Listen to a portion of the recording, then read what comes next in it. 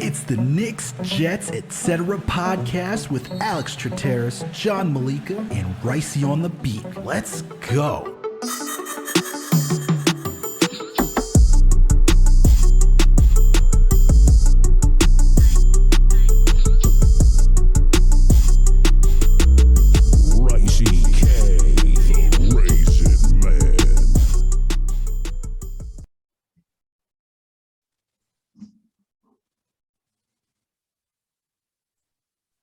Yo, what's good, everyone? Alex Trataros here with another Knicks episode of the Knicks, Jets, etc. podcast. And with me, as always, my buddy, my coach, pal, the man with the plan, the one and only, John Meleka. Before we ask John how he's doing, you all know the drill. If you listen to this podcast and you haven't already done so, please make sure to subscribe. We're on all audio listening platforms. We're on Apple, Spotify, Google Play, Amazon, Alexa, Stitcher, you name it. We are there. If you listen to us on Apple or Spotify, please make sure to give us that 5-star rating. And if you listen to us on Apple, please make sure to leave a review or comment. We're also partnered with Minute Media and Fansided, so you can find this podcast on the Daily Knicks or the Jet Press.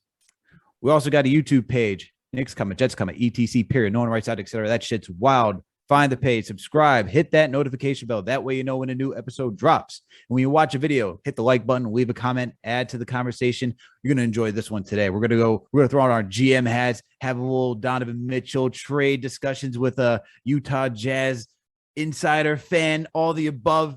We got this. We got the goods for you today. And while you're also over at the YouTube page, we got another podcast, Winning Picks Weekly. John, video producer Greg, our guy and co-host Chip Murphy. These guys go through every sport possible. If you need to put money down on the line, these guys got you covered. And then last and certainly not least, please make sure to follow us on all social media platforms. We're on Facebook, Twitter, Instagram, TikTok, you name it. We are there. John, my guy, what's going on, bro? How was your weekend? How are you feeling today? It's a good weekend. We are in the middle of a heat wave out in New York City. We got beach, pool, everything going well. My college team lost in the playoffs, so no longer have my weekends occupied. So I guess that's good and bad, right? I gotta look at the positives here. But everything is good, man. We got the Jets training camp. We have Knicks rumors that are honestly like, if you're not sick of him listening to it right now, like if you're not sick of Donovan Mitchell rumors, you're living under a rock, because we're all just done with it. We have Kevin Durant rumors today. I mean, rumors galore. We got PUP lists. We have people are out for the year. We have Kyler Murray now getting homework into his contract. I mean, things are interesting right now in the sports world. We have John versus Greg tomorrow going live for Winning Picks Weekly. There you go. Dude, there Yankees, you go. I mean, the Mets are falling. The Yankees, hopefully, Judge is going for 62. We'll get into all that tomorrow, but no complaints here, man. How are you? How are you doing it in Boston land, where things, I mean, Red Sox losing by 30. That was fun. Jaylen Brown imploding. Make it rain. Look, man, I am loving it. Being in the office today, seeing all these sad Boston fans. Oh my God, man. It is just beautiful. Being a born bred New Yorker living out here, it can be tough at times, but nothing puts a bigger smile on my face than seeing some miserable Boston fans. So it's all good. And after that, I had my best friend get married this weekend for a nice small wedding. So let's go, man. 20 people for this wedding. Okay. Shout out to listener of the pod, Steve DeGroat, and his new wife, Nora DeGroat, Nora Kelly. Congratulations to you guys. Let's go. But yo, John, brought up Donovan Mitchell trades. We got a wonderful guest with us today, returning guest. All right. You can find this man on the mornings for the Zone Sports Net. All right. With DJ and PK in the morning. He's the husband of one, dad of two. You can find him for the Lockdown Cougars. We got the one and only with us today, Jake Hatch. Jake, what's going on, bro? How you doing today? Not too much, guys. Thanks for having me back. It's been a minute. Yeah, it's been a while. Man. You somehow you came back with a Yankee hat. So hey, somehow he's converted, man. We converted this man to being. He said, "You know what? I'll still root for the Jazz, but I'll be a Yankee fan. You know what? Football, I'm rooting for the Jets because we got Zach Wilson out there. But we'll give you the Jazz. We'll give you the Jazz stuff for now. I've always had a thing. Yankees are a legendary franchise. I have to say my first love is the Seattle Mariners, but they suck. So when your best friend when your best friend the entire world's a Yankees fan, you end up with gear like this. And I'm going on a New York podcast. You know what? I'm going to pull it out. Let's go. Let's go. And I mean, if you don't know Jake, you're obviously not a fan of this podcast, but also you probably are not in tune with NBA Twitter / Knicks Twitter, because my man went viral last week. Honestly, I have to start with this, Jake. Okay. Like, what was that morning like for you, man? Because I mean, you're just having a nice casual conversation. PK just gets a text message, just kind of reading his text message, probably like every other normal day. And then I'm sure the next couple hours was hectic to say the least for you. So you dropped the quote unquote Mitchell is close to happening, or you gave us a number percentage or almost happening, and then nothing has happened so far. So just walk us through you going viral and having to deal with not only Knicks Twitter, not only Jazz Twitter, but I'm sure some other NBA teams got in the mix, man. Yeah, the biggest thing is I've worked with PK for almost a decade now. I'm the producer for his morning show. They've been on there together for 20 years. Like these two, speaking of DJ and PK, they're about as plugged in the Utah / Jazz market as you're going to find. And PK, he said he got a text message saying that Donovan Mitchell, there was a trade done. That was the terminology. And he didn't give any specification of when it was going down, what was going on. Like he didn't have many details, but he had a person that he said he trusted tell him it was done. So I was like, okay, well, that's interesting. So I'm going to throw that out on Twitter. And yes, it caught like wildfire and just absolutely went all over the place. And Knicks fans were in my mentions saying, well, what's the timeline on this? And then you had fan bases like Miami Heat. I saw an Indiana Pacers guy was getting in the mix. It took off. It was I'm one that I didn't think it was necessarily all that big a news. I think we're all expecting Donovan Mitchell to get traded at some point, but it took off, and it was a wild day. Welcome to Eastern Conference hell, man. Welcome to Eastern Conference hell. Let me tell you something, Jake. When it comes to we're Knicks fans, all right. We haven't had a superstar in the building since Carmelo Anthony. You're telling us a superstar wants to come to New York, especially when he's a hometown kid, all right? Shout out to the 914. You're telling me that he wants to come home, and then when you hear that, you want Knicks fans to be like, no. We get the deals. We need to know now. We need to know now. When is it happening, Jake? Jake, you told us it's done. Like, I understand if people are jumping at you because you gave some sort of inkling. The man said it was done, and you're telling me he's plugged in. I mean, you can't blame us too much here. Oh no, I don't blame any Knicks fan whatsoever, because you're right. It's been a hot minute since the Knicks have really had that quote unquote superstar in MSG. So they obviously are going to eat up anything that's thrown out there about Donovan Mitchell, and it's very interesting.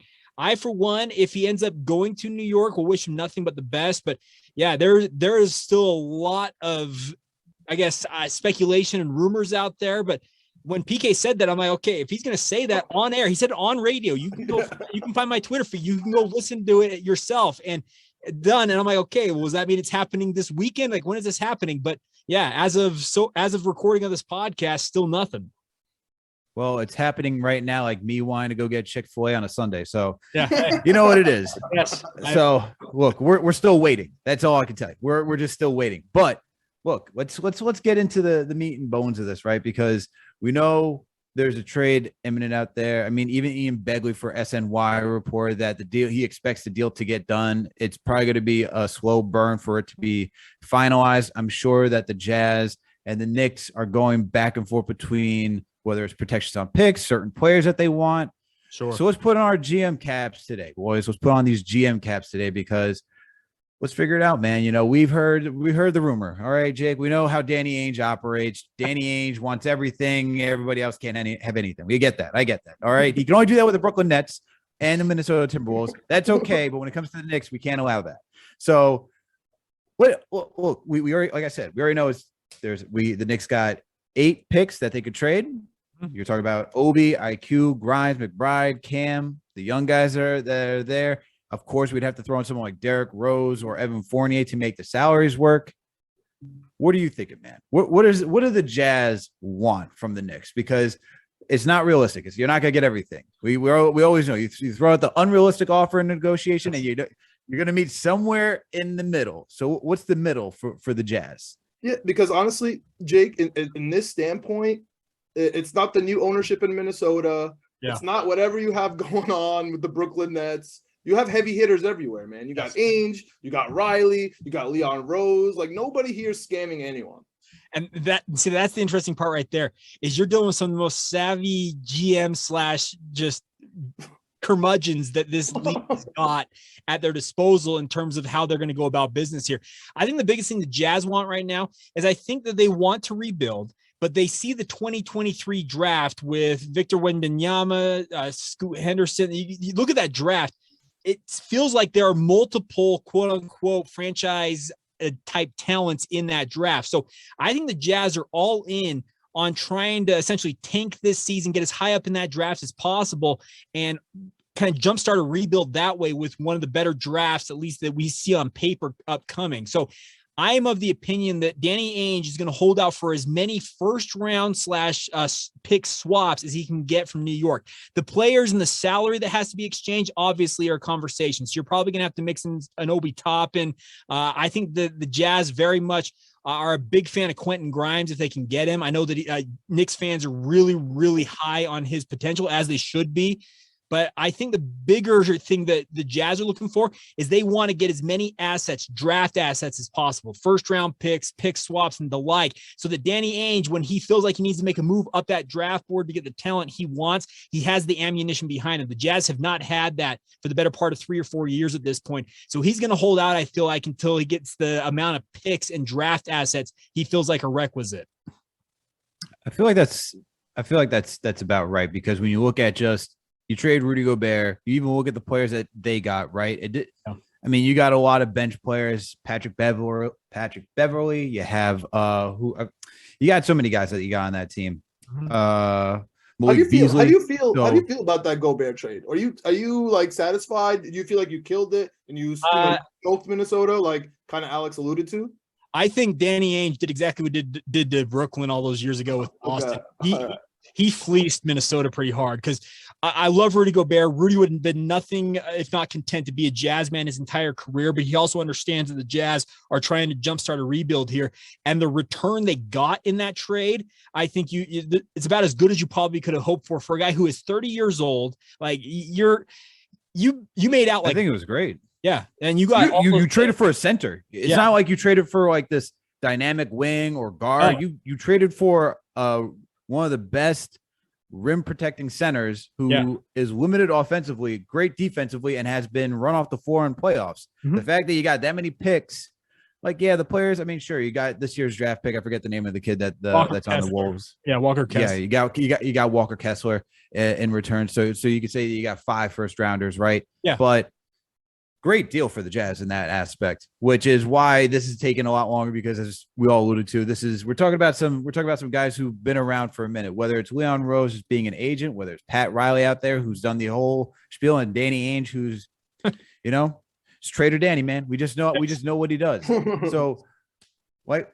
getting back to it though, right?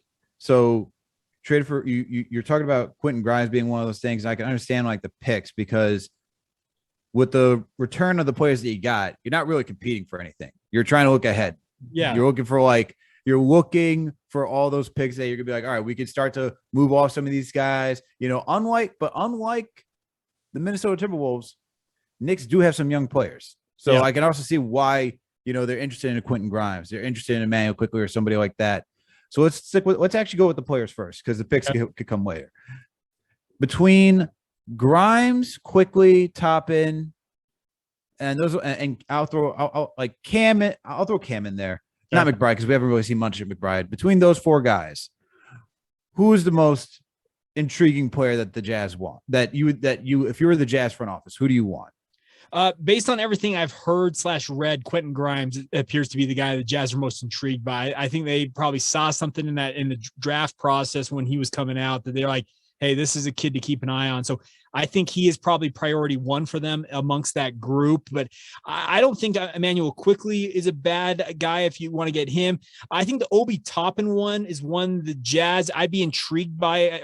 Well, did you put Obi in the group? Sorry, I don't know if I. Yeah, I did.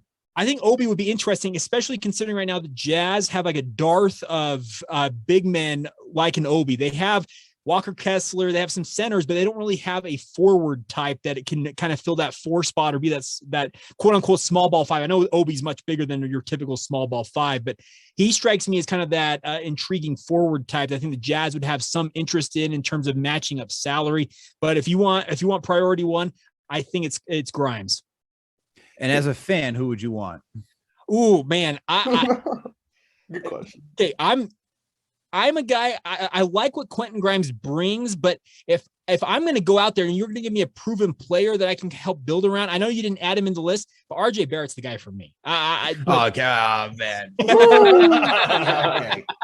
All right. Well, we all know. I mean, sure. As a fan, I get why fans will want RJ. Sure, because he's shown a lot of upside. But like in this. Out of the guys I listed, because the Jazz has been reported, they don't want to pay anybody, right? They're trying to keep those books white, clean for everything that's moving forward. And if they're going to do that, if the scenario you laid out, they want to keep things like where they can essentially dump salary, cut bait whenever they need to make moves. I'd actually probably say Obi Toppin's the guy for me then in that group. Wow. Grimes is going to be a little longer in terms of a guy who's going to be on contract a little bit longer. Fantastic talent, don't get me wrong, but if you want to have the versatility and just having the roster flexibility in that scenario that you just laid out, I'd probably opt for Obi Toppin. Here's the thing, Mr. Ainge / Jake here.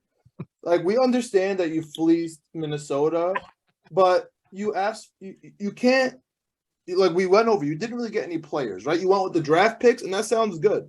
Yeah. But the tables have kind of turned, right? Because when Danny Ainge was the leader of the Celtics and he had all those Nets picks, we called him Mr. Ainge. What was the term? There was a funny, term to describe how he would get close to making a deal, but he would never pull the trigger. Danny almost. Danny almost, right? And that was because he complained that, yes, he had the embarrassment of riches, and so everybody wanted those riches. And honestly, the tables have really turned here, where now all of a sudden he wants all of the Knicks picks, plus he wants our players, right? I mean, you didn't get that for, Gobert. I understand Mitchell is going to demand more. And so that's kind of where we're hitting, we're in between this rock and a hard space, because I 100% understand why you want Quentin Grimes. Like, Quentin Grimes, low-key guy, to me, he reminds me a lot of Allen Houston, right? I know maybe that's a bit of a stretch at this point of his career, but he's got the defense going on. He's got the pure shot. He could fit, honestly, with anyone. He could fit with rookies. He could fit on a veteran team. So he's perfect for Utah, and he's low-key. For me, that's perfect. Well, my question to you is, what's more valuable? Like, do you want Obi and IQ, who you just mentioned that you don't want, you don't even want RJ because you don't want money on your books. So when, you're going to have to pay them in 1 or 2 years, right?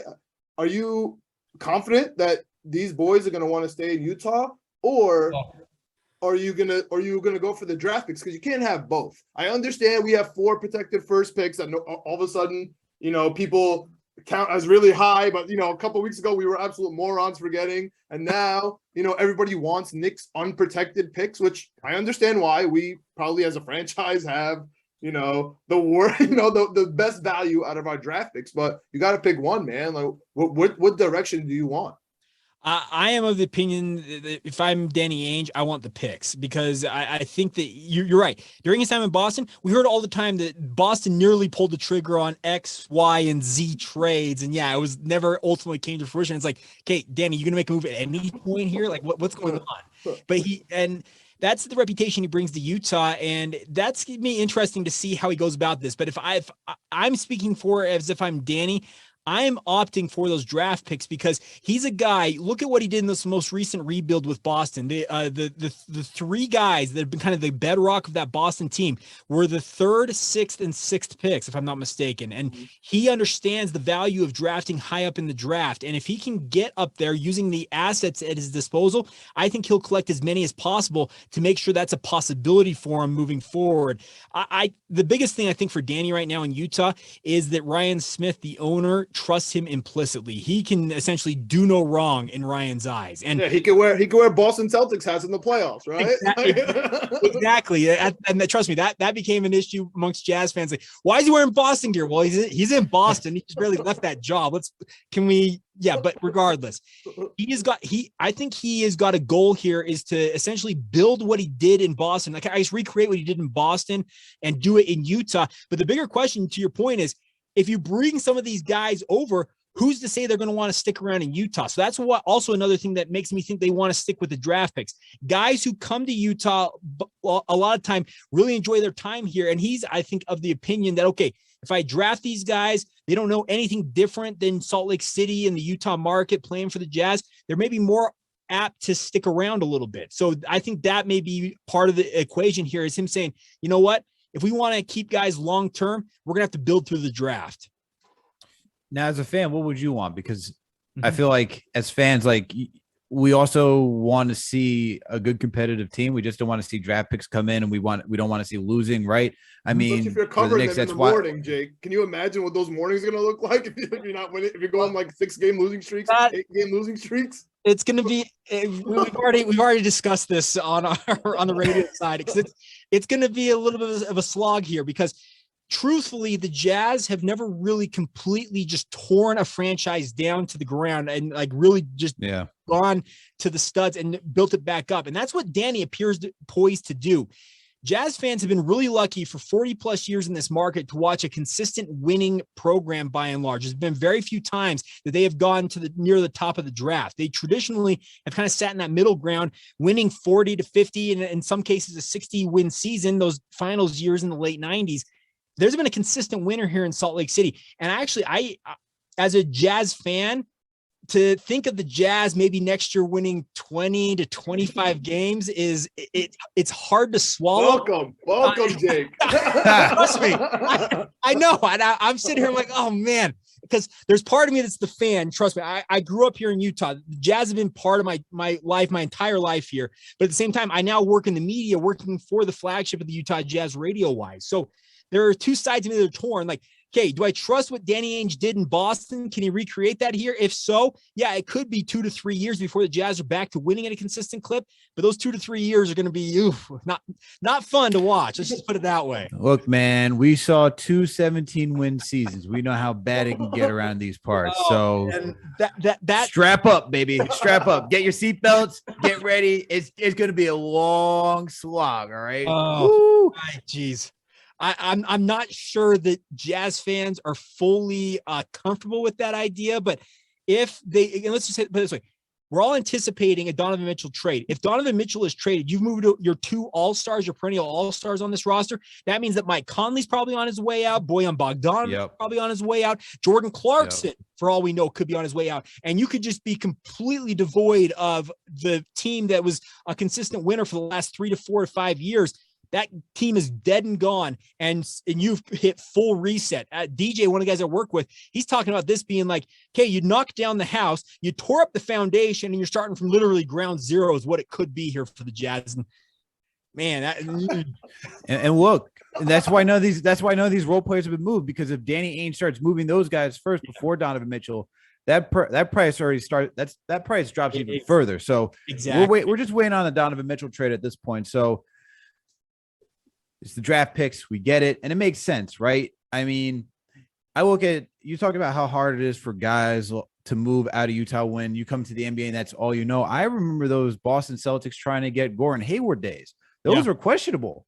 That was tough. That was a long drawn out free agency between Celtics, Utah trying to get Gordon Hayward. So it makes sense. Danny Ainge was on that side too, where he got Gordon Hayward for Brad Stevens. So he knows.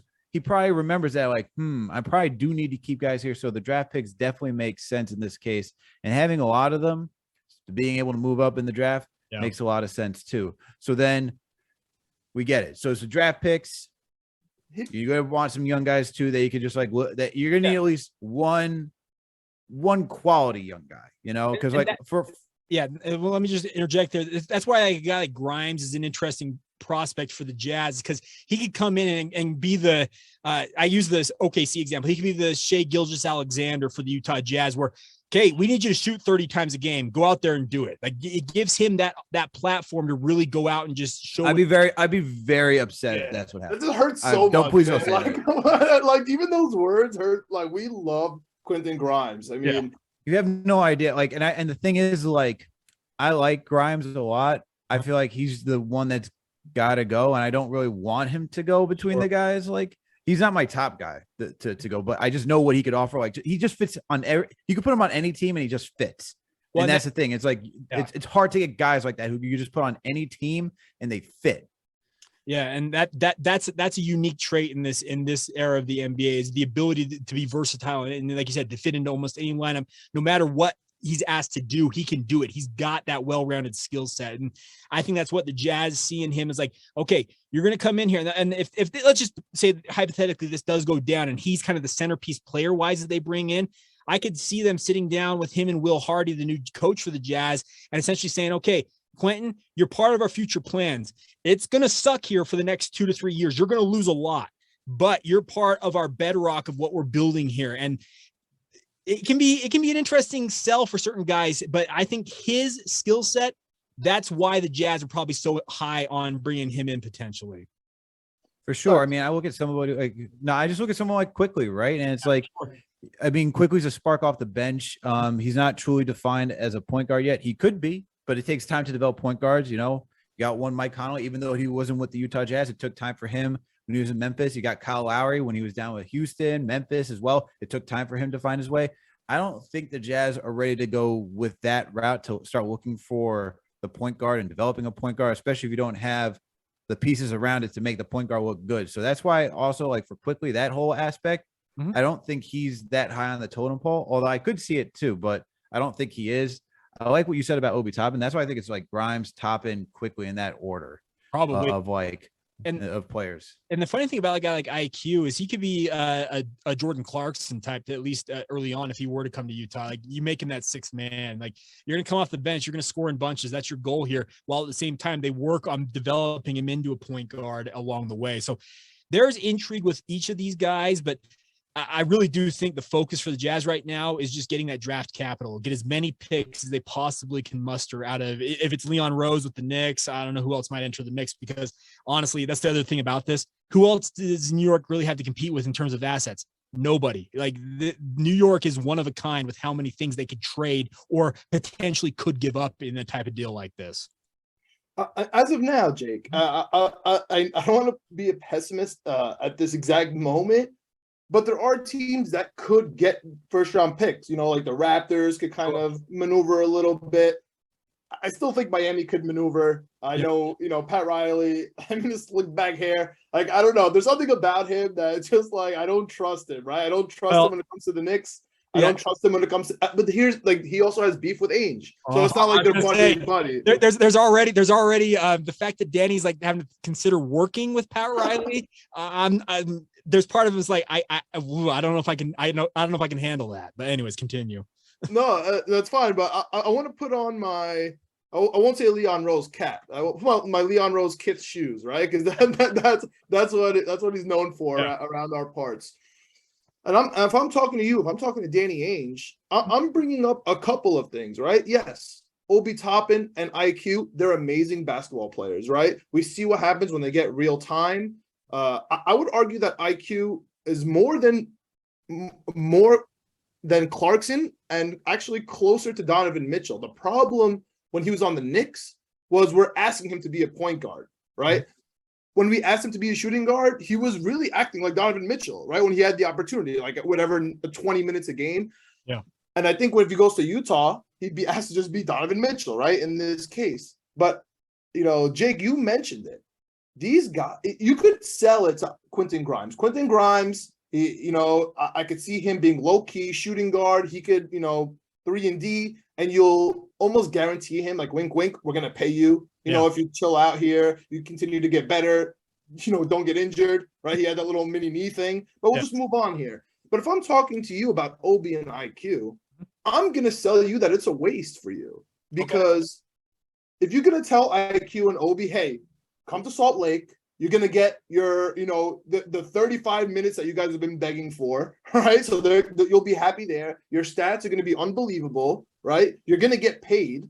So, you know, you'll be happy about that. But they're not going to re-sign in Utah, man. They're going to lose for 3 years. Like, they already lost with the Knicks, right? Like, they didn't win with the Knicks, and now they're going to lose it. That's like Obi Toppin's going to be 30 by the time he has a winning season. It's just a tough sell. So if I'm Rose, I'm gonna kind of undersell those two. I'm gonna say they're just not right for your program. Like, take my unprotected picks, because the Knicks stink, right? And we have high picks, right? And then on the other side, you don't want players that you're gonna take and then lose before you even draft half of the, you know, assets that you got. I mean, I'm not stupid, right? I'm Leon Rose. I'm not dumb. We just talked about how Danny Ainge, you know, likes to put stuff out, and then we say, oh, almost Ainge. The Gobert trade, nobody heard a thing about. Yeah. Right. So we know the fact that this Donovan Mitchell thing is here out every day, and we have like a stupid rumor coming out every day. We know you're playing it through the media. Like, we got it. We're all playing the same game. If you really wanted to make the trade, you would do the Gobert thing. Sure. So from my perspective, I'm wondering, like, what would happen if we gave you like the Grimes, Cam, which is like another first round pick, right? Fournier to match, McBride, a point guard. And then we gave you the 4 protected picks that, of course, you're going to pretend you don't care about. But we gave you 4 protected picks. You know, we'll give you an unprotected Knicks, you know, not even like 0 protections on it. You know, our next one, maybe we'll give you like a top 3 or 4 protected. The next one, none of us want to go into the 3rd Knicks pick, right? Because then that limits us not only as a franchise, but as a trade partner. Like, now we can't trade anymore, and that's due to the Knicks, right? They made that whole scenario for us, so we don't want to, you know, trigger it. So, like, what would you say to like 7 picks, or, you know, 5, you know, 6 picks, 4 of them not being ours, 2 are ours. You got your books cleared, and honestly, if you really, really want to take me to the wall, maybe we'll call the Lakers. You can get rid of some contracts on your side, you know, contracts that you don't want. Like, no, who's going to take Bogey? You know, who's going to take Clarkson, Rudy Gay? All these players will, you know, maybe absorb the Russell Westbrook. You know, everyone will be happy. Maybe you'll get a pick from the Lakers. Like, what does that sound like to you? Because, again, you're in touch with the Jazz. Like, you know what it is to be a winning franchise. You're the best point guard, you know, almost of all time, you know, arguably on your team. You probably won a couple championships, except for that guy 23, who we don't like either. I mean, what's your thought on kind of, I'm going to say the T word. I'm going to say tanking. Like, tanking, but with a purpose for the next 4 years before you're a real squad. So when the first rumors of this started coming out, the Jazz were considering blowing this up. I for one was a guy I was like, man, I have a hard time really just embracing a full tank, really just burning it all down and rebuilding. I had a hard time embracing that. But the more I've thought about it, I said, you know what? The Jazz have bumped into their ceiling multiple times. Think of the Darren Williams, Carlos Boozer era in the mid 2000s. Ran into Kobe Bryant and Pau Gasol multiple times. Couldn't break through there. You mentioned number 23 himself. MJ knocked the Jazz out 2 years in a row in the late 90s. This most recent iteration of the Jazz, well, guess what? They had the top overall seed in the Western Conference, got bounced in the second round by the Los Angeles Clippers. The Jazz have hit their heads on the proverbial ceiling so many times that, man, I don't want to do a soft rebuild at this point. I'm actually more in line just, you know what? Let's tear it all down and see what happens. Why not? We haven't done that. The Jazz have not done that in 30 plus years. If Danny Ainge thinks he can pull this off, you got a new owner who's all in with this. Let's go for it. I know it's going to cause a lot of Jazz fans some sleepless nights watching this team endure a 5 or a 6 or a 7 game losing streak every so often with how that's going to go. They're going to be Jazz fans are going to be upset. It's going to affect my radio show, the ratings, all of that are all go into the calculus here.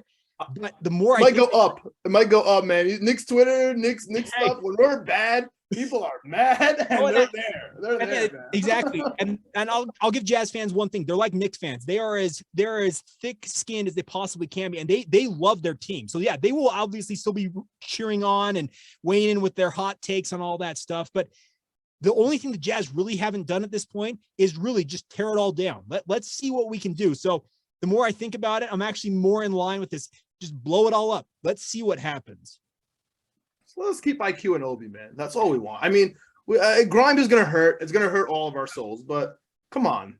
We need IQ and Obi is, to be honest with you, it's going to be very bittersweet when Mitchell comes in here. Like, we're going to be excited, sure. But the fan base and honestly the morale with getting rid of the bench for someone we could have drafted, someone who's from, White Plains. Yeah. Honestly, it's a tough look. I'm just curious if from the Knicks side, that's really the holdup. Like, hey, man, I know, just take another pick. Just take another pick. Yeah.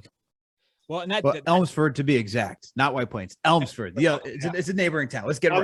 I'm sorry, Alex. I'm sorry, Mr. Westchester. But thank you, John. Your point is well taken there, though. That's the interesting part about this, because there's been a debate out here as well. They already just brought in Jalen Brunson, who is a smaller guard for the Knicks. You also have the lineup for the Knicks. If it does come down that Donovan Mitchell and Jalen Brunson are your new backcourt, that is maybe the smallest starting backcourt in the entire NBA. You mix that with a Julius Randle, who I love Julius Randle. Let me be very clear about this, but he is undersized for the position that he plays. He's 6'9", I think is what they list him at. So all of a sudden the Knicks lineup is actually quite small in a league that is expanding. You want guys that are 7 foot and the Kevin Durant's that are just bionic arms, it feels like, in so many ways. That's the debate out here right now, is maybe that's the holdup for the Knicks. They're trying to weigh, okay, we maybe have the smallest starting lineup in the NBA. How do we counteract that? There's been that debate out here on this side of maybe that's the holdup on the Knicks side of things. Because you have a very good point there, is he's a guy that the Knicks could have drafted. Speaking of Donovan Mitchell, he's a kid from New York City, went to Louisville. He still lives out there in the New York area during his off seasons. The kid is born and bred New York. The Mets that works for the Mets. Like, there's so many things that go right for it, but at the same time, yeah, there is probably some of those questions.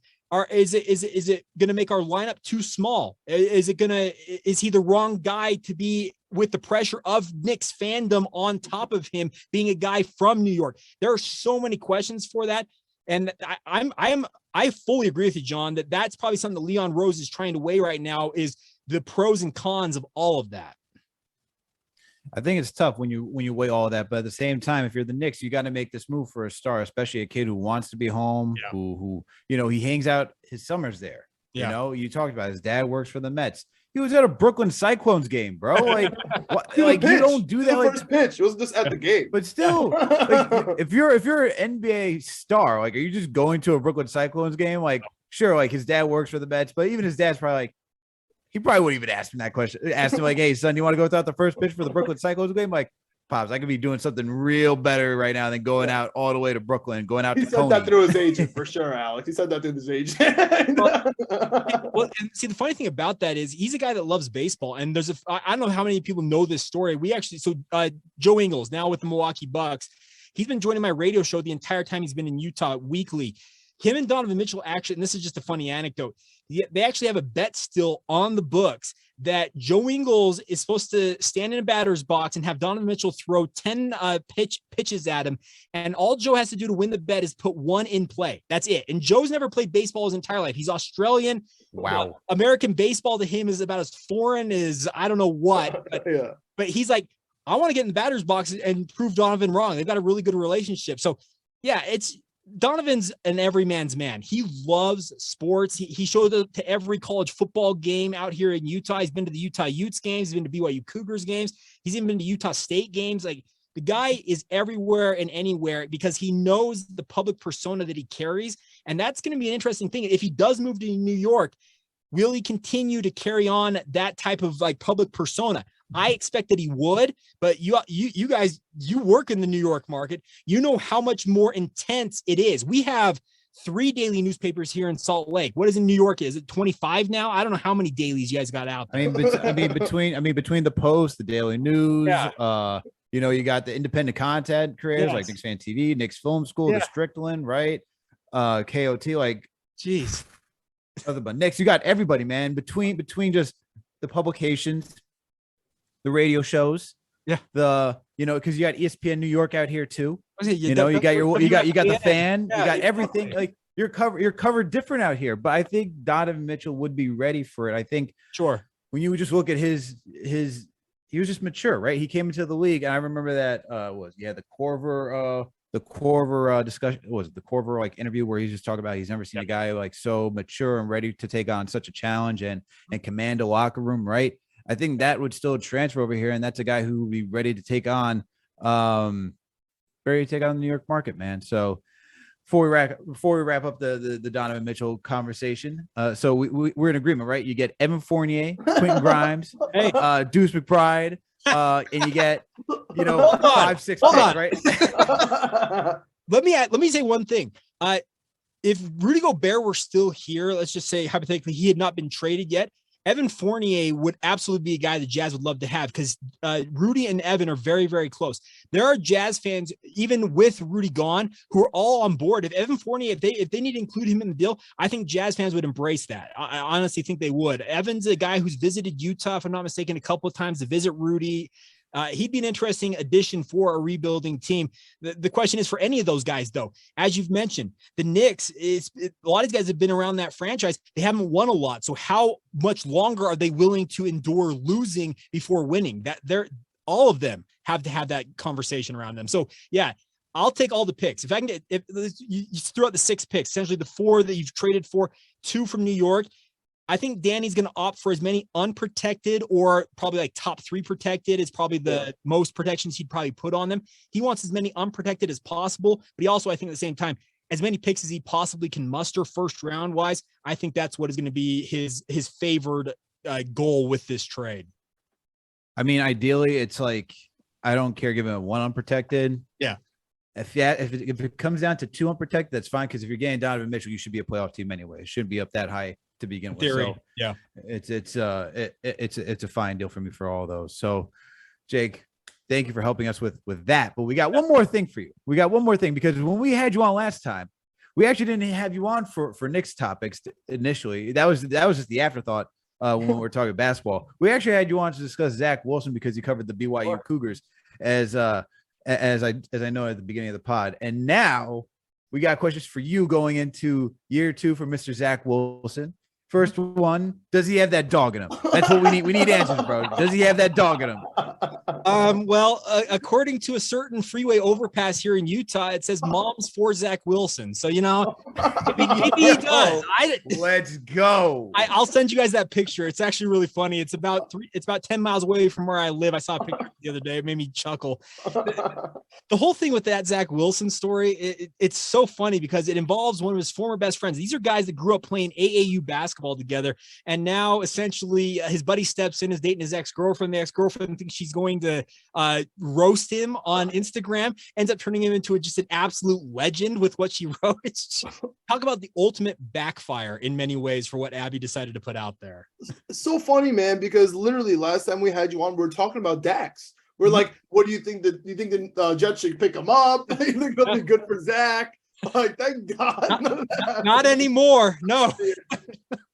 Thank God none of that happened, man. And I'm glad that he's still a folk hero in BYU land. I mean, it could have gone south. You know what I'm saying? Yeah. It could have been, he can't go home to BYU. It's getting to his head now with the New York media. We've seen this go south so many times, I'm sure. You said her name. I don't really care what her name is because, I'm Zach Wilson all the way through. But she tried to, bring him down. I know his mom. You got us on to following his mom, on social media, and you were spot on, right? She is like Lisa, social media queen. Yeah, Lisa Wilson, man, she is one of a kind. If you guys do not follow her on Instagram, you're gonna get a lot of mom thoughts, like in terms of food storage and buying things for your family. But at the same time, she will spill the tea, as they say, every so often, because it's absolutely classic what Lisa will put out there. It's been great, honestly. From watching him, I mean, he had a tough year last year, but it looks like he's growing up, mentally, but also, we don't have to watch him, look at the iPad, for 6 months, we got it. You study. But now physically he's also maturing, right? Our head coach calling him thick. I mean, Zach Wilson's all over these weird, these weird streets. But let me just ask you from, you're the BYU guy. You followed this guy since, I don't know, maybe he was like 15, right? You know about Zach Wilson. Mm-hmm. I even called some of his high school games back in the day. I've been tracking. That's what I'm saying. And you were all over it. Like you were all over Zach Wilson when we tried to come at you with, BYU competition. Of course, you came right back at us, full force. Yeah. You saw year one of the Jets. Mm-hmm. You saw how we've recovered, honestly, with the offensive line, with the defense additions. Even, we've added offensive weapons, tight ends, a running back, a wide receiver. What do you think about Zach? Oh, I won't ask you to project. I know that's difficult, right? Who knows how the season's going to go? It depends. But just how do you feel about Zach Wilson as a professional right now, right? You're one of his top guys. Yeah. I think the biggest thing with Zach is I was intrigued by what he showed down the stretch last season, because a lot of guys he could have started out really, really good. All of a sudden, everybody's like, holy cow, we have the next Broadway Joe here in New York with the Jets. But he struggled early on. And I remember reading some of the stuff from the New York media out there saying, is this really the guy is he worth what the Jets paid to get him? And Jake, I was at that Patriots game, man. Sure. Okay. Yeah. Yeah. Okay. Like two of those throws were tough, man. Yes. Two, they're burned in my brain, right? Yeah. Like they were really bad. Like, guess one got tipped. That was no problem. One of the four. Yeah. But some of them were like underthrown. Some of them is like, dude, are you seeing ghosts? Like, is this a repeat of Sam Darnold? I can't handle it. Well, and that's a legit concern. Trust me, we out here, I was watching, I'm like, oh boy, is he getting in his head? But I thought down the stretch, for the most part, he really started to come on strong. I thought he started to feel more comfortable. And I think it coincides with, there was improvement on that offensive line. The team as a whole was still getting used to Coach Saleh. By the way, I'm a Niners guy. I love Robert Saleh. I think the Jets made a fantastic hire in bringing him in. Let me just get that out of the way on the one side. The biggest LaFleur too. Growing up. Yeah, exactly. Yeah, LaFleur, really, really good job too. I think the biggest thing for Zach is they brought in a lot of talent and a lot of guys that I think are going to grow with him over the next couple of seasons, at least in this last draft. And they'll continue to do that under Joe Douglas's leadership. I'm intrigued to see, as he continues to kind of settle in here with New York, how he goes about things. I think the biggest jump I've seen from Zach, he was always very savvy media wise. He's always been a guy who is very good with the media.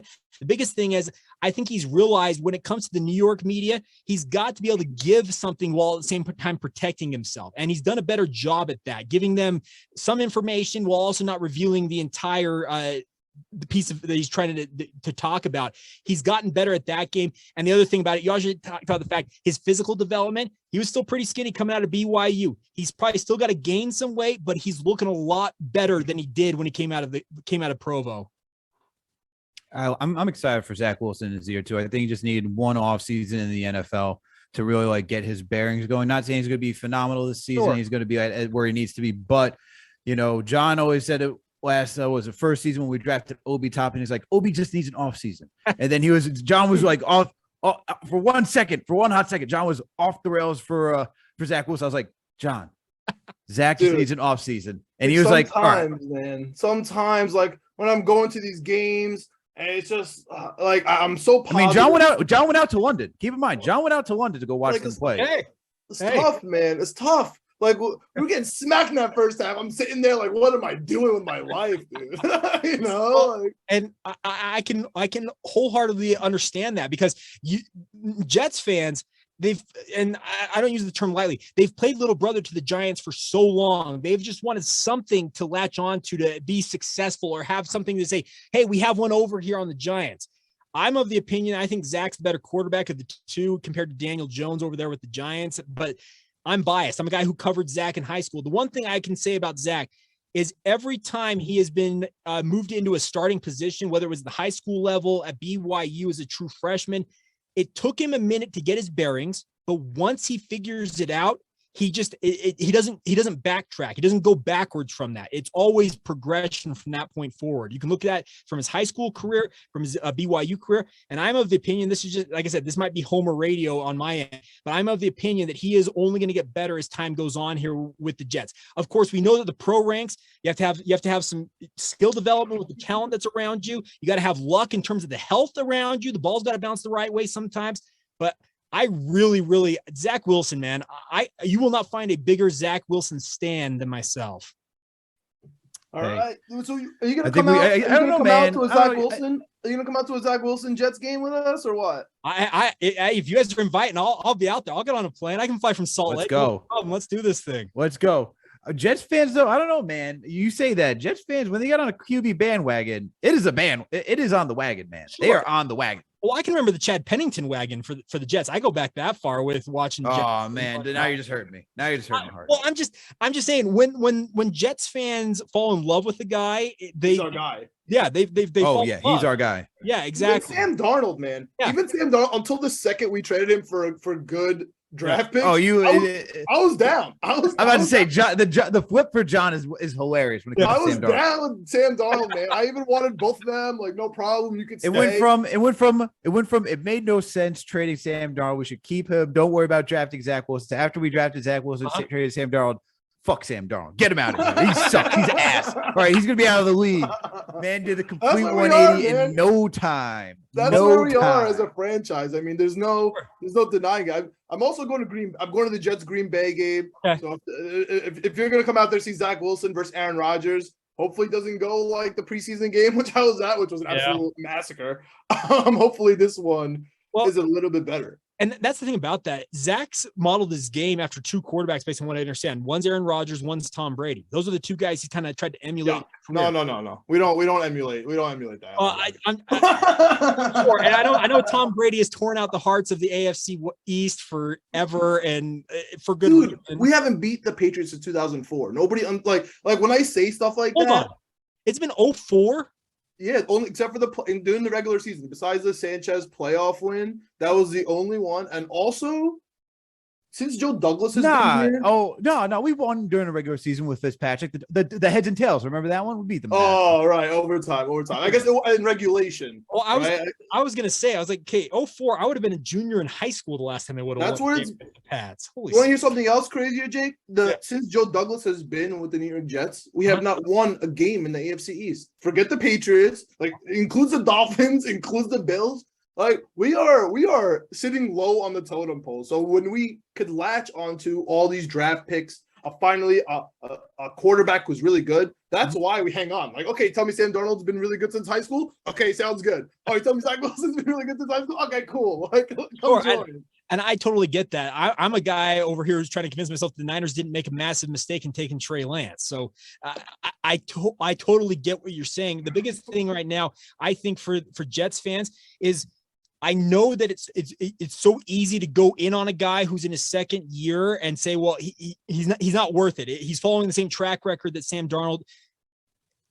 I just want to caution people, give Zach some space. I think he can pull it off, but it's going to take some time, because Joe Douglas essentially did what Danny Ainge wants to do. He tore the Jets down and said, okay, we're going to rebuild this from the ground up, and it's going to take him some time. There are pieces there. I'm a big fan of Garrett Wilson, the wide receiver that the Jets brought in. I think he's going to be very, very good for the Jets, but he's only a rookie. Like, talk to me about Garrett Wilson, because I'm not really as excited about Garrett Wilson as I should be, maybe, as the whole world is. Like, this is random. You brought him up. I wasn't going to. Do you really think that Garrett Wilson is going to be productive in his first year? I mean, we saw Elijah Moore last year, amazing wide receiver in college, broke all the records. He did amazing for us, but it didn't really move the needle. Like, do you think Garrett Wilson could move the needle for the Jets? I think he can. I think he's a good player. The biggest reason I think Garrett Wilson is going to be a good player for the Jets is because, so I watched the Utah Utes play in the Rose Bowl this past year against Ohio State. Garrett Wilson did not play in that game, but Jackson Smith and Jigba, who just absolutely torched the Utes in that game time after time after time, he's the number 3 guy for the Buckeyes. So if he's that good, and I watched that up close, I am of the opinion that Garrett Wilson, if he's like, he's got to be better than that. And Garrett Wilson's got more physical skills, I think, than Jackson Smith and Jigba. The one thing Smith and Jigba's got is his route running is impeccable. Him running routes it was a treat to watch. The biggest thing I think for Garrett Wilson is he is, I think, a premier talent. Ohio State, and trust me, I can't stand Ohio State. They join the club. They drive me nuts. Sorry, Raisi. But one thing that Ohio State does is they bring in premier talent, and that's what I think Garrett Wilson is. So I may be up in the night saying that, but based on what I saw from a guy like Jackson Smith and Jigba, if this guy is supposed to be better than that, well, I as a Jets fan, I'd be intrigued to see what he can show. So we're good with Zach Wilson. We're good with Garrett Wilson. We're good with the Wilsons. All right. But there's one question we got for you, okay, Mr. Jazz fan. One question for you. The yellow New Jerseys that the Jazz got. How do you feel about them? What's going on, Jake? What's with these yellow jerseys, man? What is that? Ryan Smith, the new owner, he wanted to create a new identity for the Jazz. But the thing about he did all right. Oh, he did. Yeah. You're not kidding. He's a guy who grew up in the era when the purple jerseys with Stockton and Malone were going to the finals. So the purple part of it, he's all on board with. I think he has fallen in love with very simple color concept. If you pay attention to the business he's built, Qualtrics, they do very kind of minimalistic type stuff, just straight colors, straight lines, that type of stuff. The problem that the Jazz, I think, did with this is they went too basic. They went essentially practice jersey saying, okay, let's start there. And yes, we'll expand out from there. I guess in some ways, if the Jazz really are going to tear this thing down and blow it up, ain't nobody gonna be watching those jerseys because they ain't going to be on TV. And that is maybe the saving grace for that. But man, I kept trying to think, okay, these jerseys can't be as bad as they've been leaked to be. I kept seeing those leaks. Oh no, they are. And, man, I gotta say, when they took the court, I'm like, maybe they'll be okay when they hit the court in the summer league. They hit the court in the summer league. I'm like, nope, that ain't it. I'm out, guys. So I'm gonna say the purple ones are great because I'm a kid who watched those purple jerseys do great. The other stuff, the sunset though, I like the sunset one.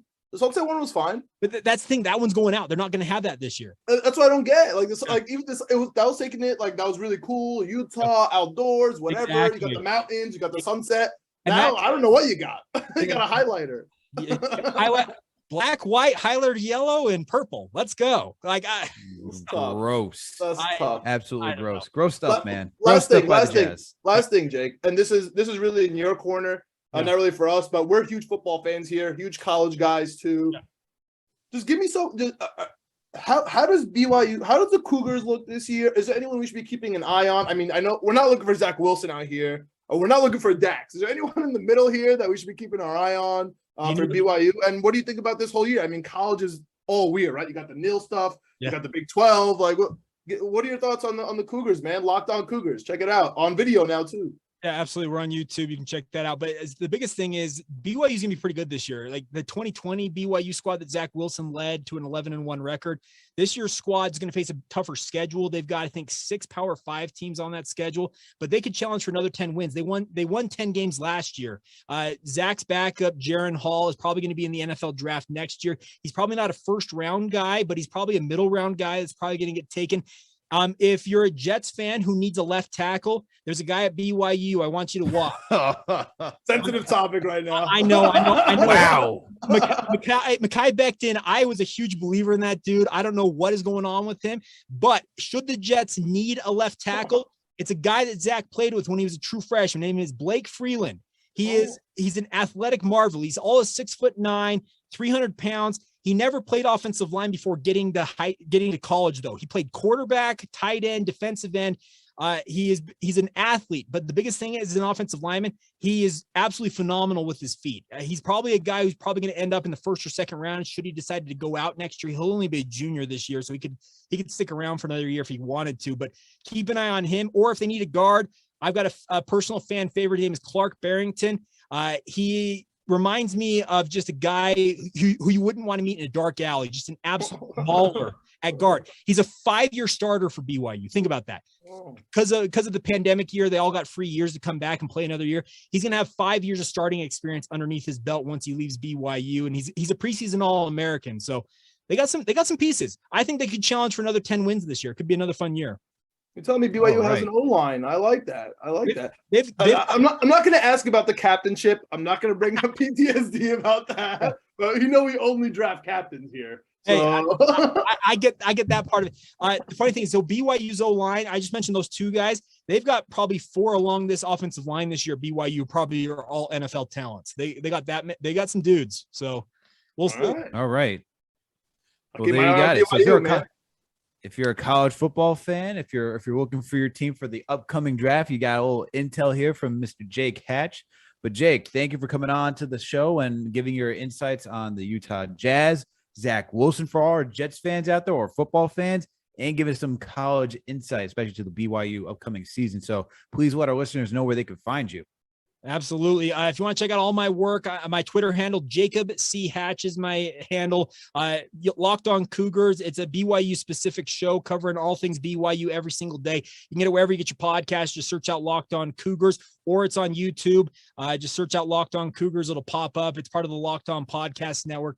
Having fun talking BYU, but we expand it out every so often. We will talk about Zach Wilson and the Jets, and we talk about former Cougars all around the NFL. So it's a lot of fun, but hey. That's also Zach Wilson, right? Exactly. Yes, let's go. There we go, John.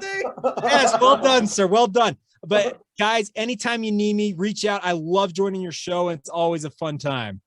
We really do appreciate fun talking to you too, Jake. And thanks for accepting our so trade much. and leaving us with Obi and IQ. We appreciate that too. You're welcome. We really appreciate it. So now you got it, Knicks fans. Now you know what the trade is. All right. Well, thank you, Jake, for coming on. We really appreciate it, man. We always enjoy talking to you and chopping it up. So for everyone out there, please make sure to go give Jake and his show a follow. All right. He does some awesome work. Don't miss out.